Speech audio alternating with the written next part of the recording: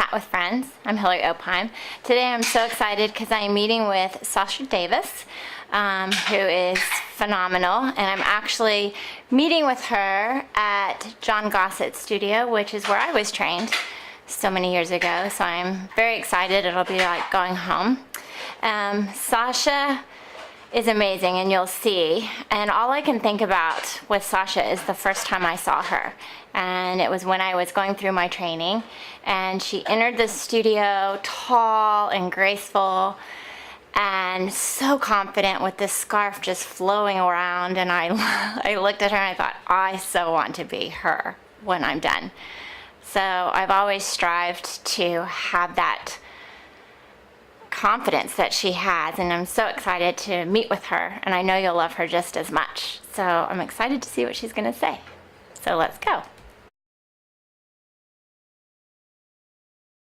Okay. So hi, I'm here with, I almost said with Pilates, but I'm here with Sasha Davis, and we're actually at Pilates Concepts where I was trained. So it's kind of like coming home. But this is Sasha Davis. Hello. And I'm here to ask you a few questions, but first I wanted you to kind of tell everyone a little bit about you and about yourself. Well, where shall I begin? At the beginning. Okay, well, how you came into Pilates? Yeah.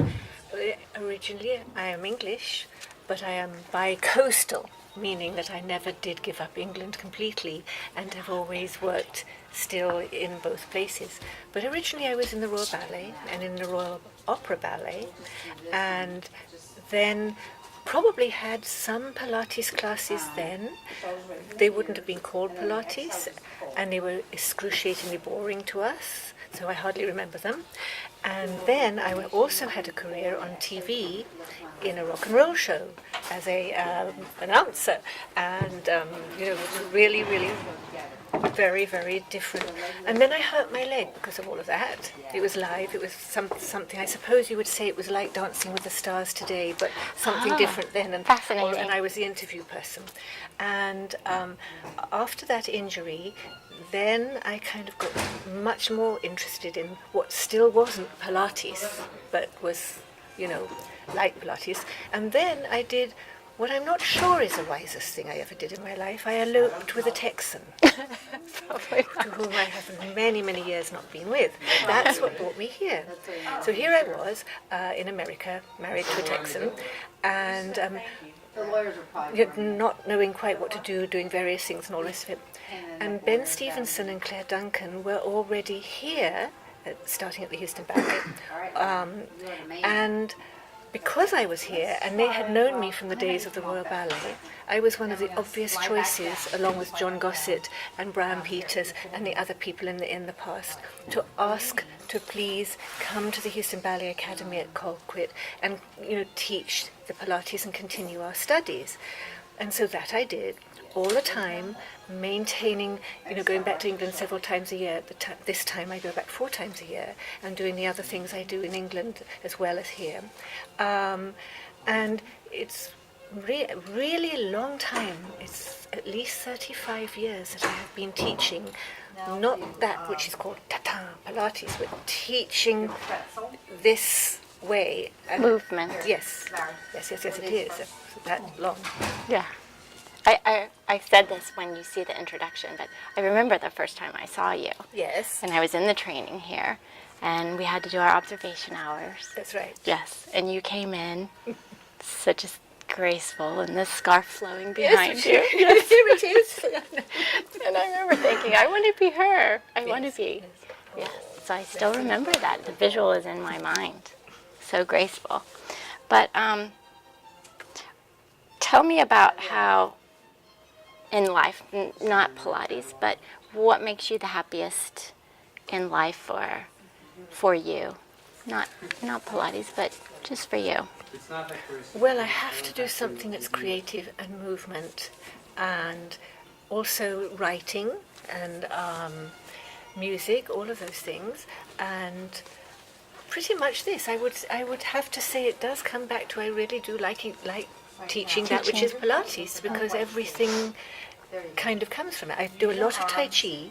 My thing that I'm doing now, because I am after all older, is I want to get my Tai Chi license as well, and I study in England that very, very seriously. But that's very difficult to get.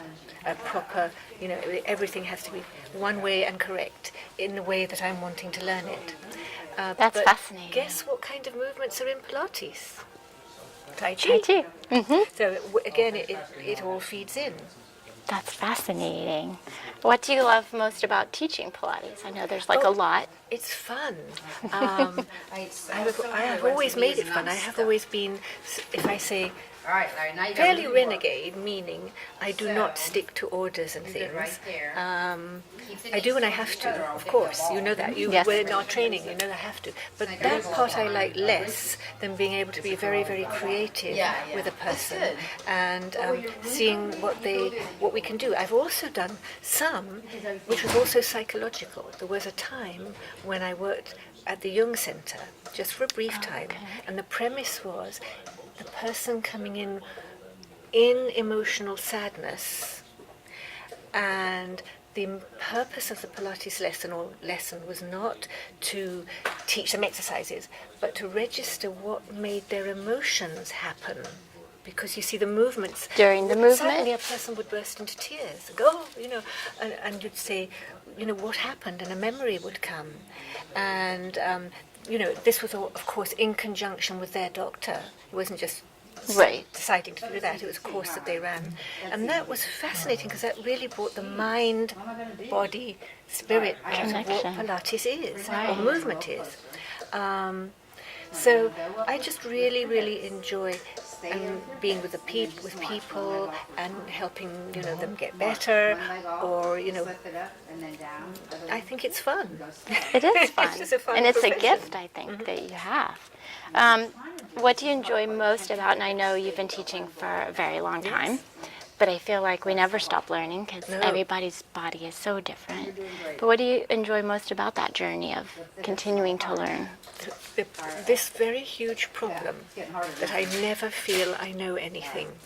To this day, I never feel I know anything. I have taken everybody else's class you can possibly imagine here. And by the way, in England also, I did teach a long time for body control. I still do, and help write their courses and set them up and could have been just as easily over there instead of over here, were it not for circumstances being, better and easier over here. What's the question? What do you enjoy most about that journey of learning? The fact that there's always something more to learn.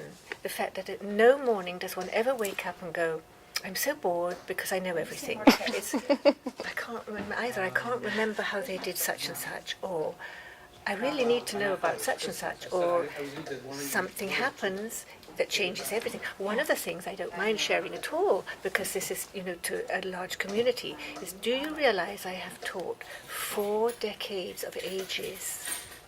People when they were very young, then people when they were all going to have children, or did have children. I was sad I didn't, and that's just c'est la vie.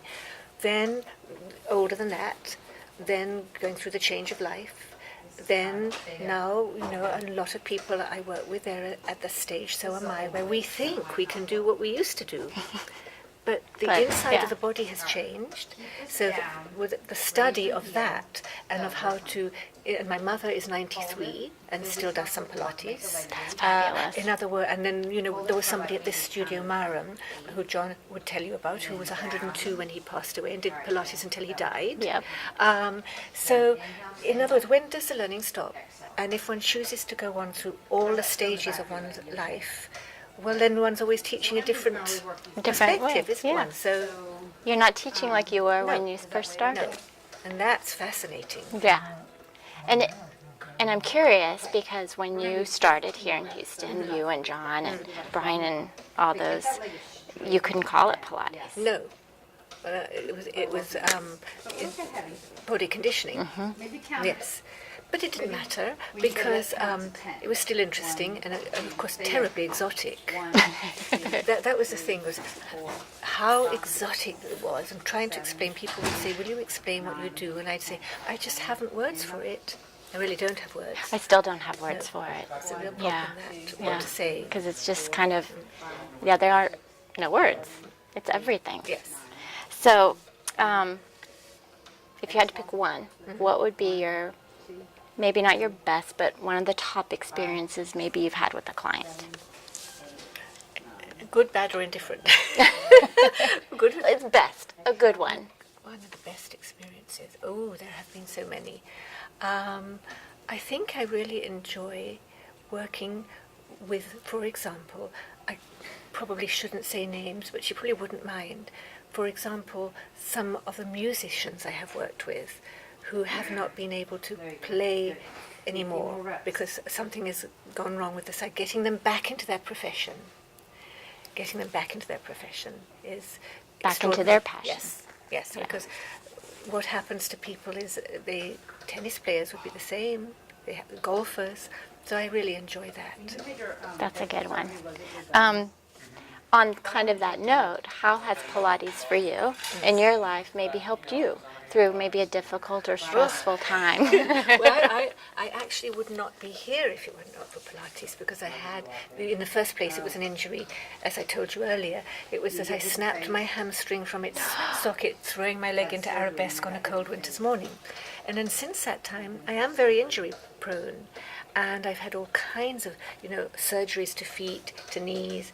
And, the people who have rehabilitated me have indeed been Elizabeth, John has, when he was here, Brian did. In every single person's studio I have sat myself, so horribly injured that I didn't think I was going to be able to move again, and have been resuscitated.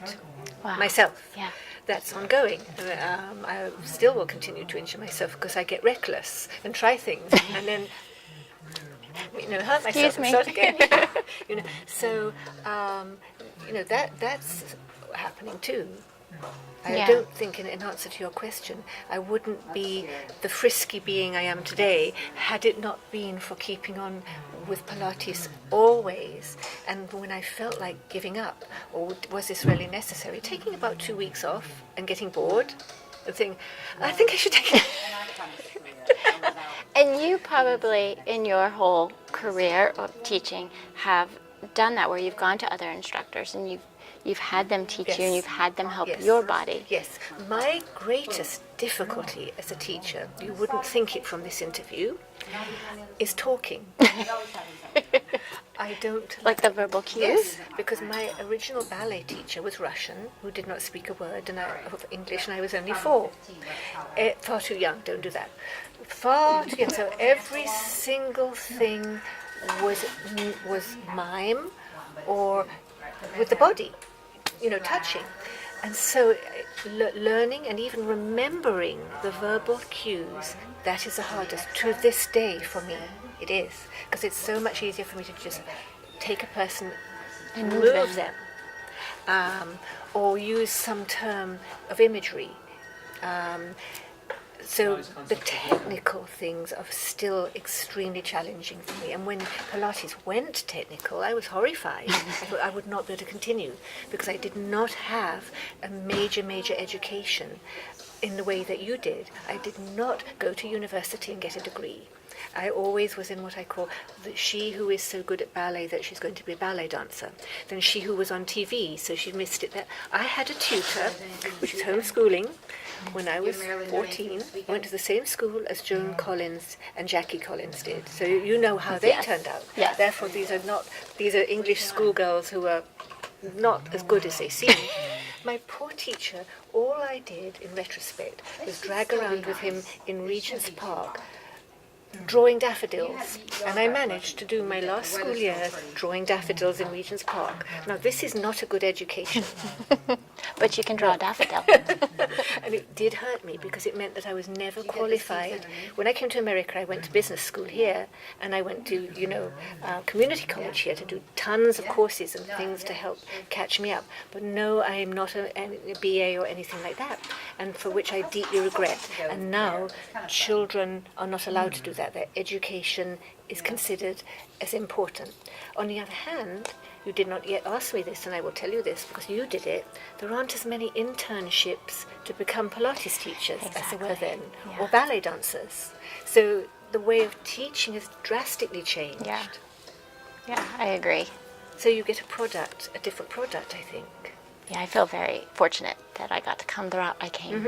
Yeah. Because you've done both. You did an internship and you're very educated, so... Well, I try to be. I don't know. Common sense sometimes is a bit, But I agree with I think the route you went to lead where you are now is perfect. Yes. Yes. It is. So I have these 10 questions I ask at the end, and you have one-word answers. But if you want to elaborate on them, you can. Okay. Yes. And you know Susan Blair, yes? Yes. She elaborated, so Good. she couldn't give one-word answers. What is your favorite Pilates exercise if you had to choose one? I really love single leg stretches Oh, because I can really, point and do all the balletic pointy stuff. what would be your least favorite? Hundreds. They're properly done. From the floor up. What turns you on creatively, spiritually, or emotionally about Pilates? If I can get into the flow, that's the only way I can put it. If I can get into the flow, if I can't, then I just don't feel that way. Is that with you or just with the Me or the client? person. Okay.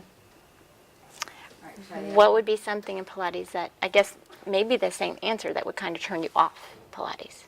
Ooh, if it became that you had to do things a certain way, no matter what, I would not like that. I would not be able to do that. Yeah, because you like to be more creative. I like the fact that there are different ways, and I've taken school with all of them to learn as much as I could about them.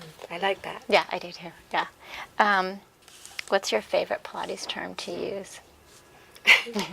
It's a very old-fashioned one that everybody doesn't even use anymore. It's navel to spine, which is what they use in England all the time, and it's rather out of date. You don't say that anymore. A lot of people don't say that. No, Yeah, no. I do though. But I still say it. What would you like to hear most from your clients?